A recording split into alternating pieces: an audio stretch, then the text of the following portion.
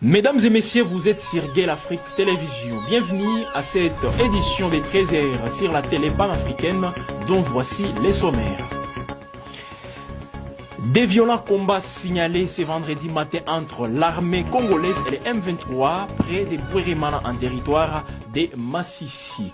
Autre titre, une délégation du mécanisme conjoint de vérification élargie est arrivée à Lubero au Nord Kivu pour enquêter sur les récents affrontements entre les FARDC et l'armée rwandaise UPDF.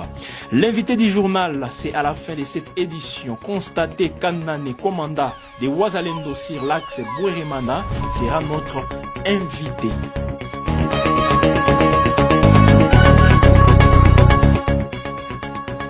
Place au développement de tous ces titres. Depuis la matinée de ce vendredi 3 janvier, des violents combats opposent les rebelles du M23 aux forces armées de la République démocratique du Congo à 30 km de la cité d'Essaké. Nous sommes dans les territoires de Massissi. D'après les sources locales, les premières détonations ont été entendues depuis 4 heures du matin, principalement sur la colline de Ndumba, à environ 3 km de Bwerimana centre. Le Nord Kivu est une nouvelle fois le théâtre de violents combats.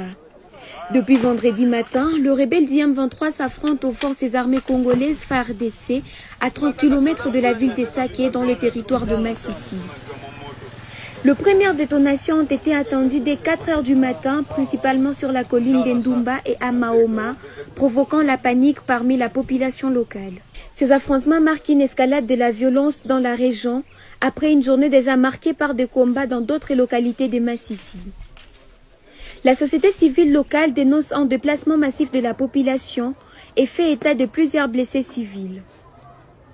Face à cette situation, la société civile lance un appel urgent pour un renforcement de l'appui aux forces de sécurité, notamment en hommes et en munitions. La situation à Saké reste tendue. Après 3 jours de combats intenses, l'angoisse règne parmi les habitants.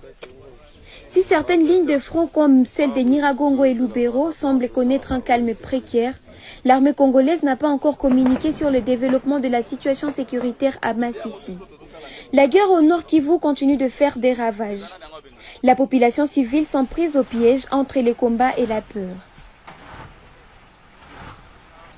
La journée d'hier, jeudi 2 janvier, a été marquée par la commémoration du 11e anniversaire de la mort du colonel Mamadou Moustapha Ndala, tué à l'aéroport de Beni. Alors que les autorités avaient initialement pointé du doigt les rebelles et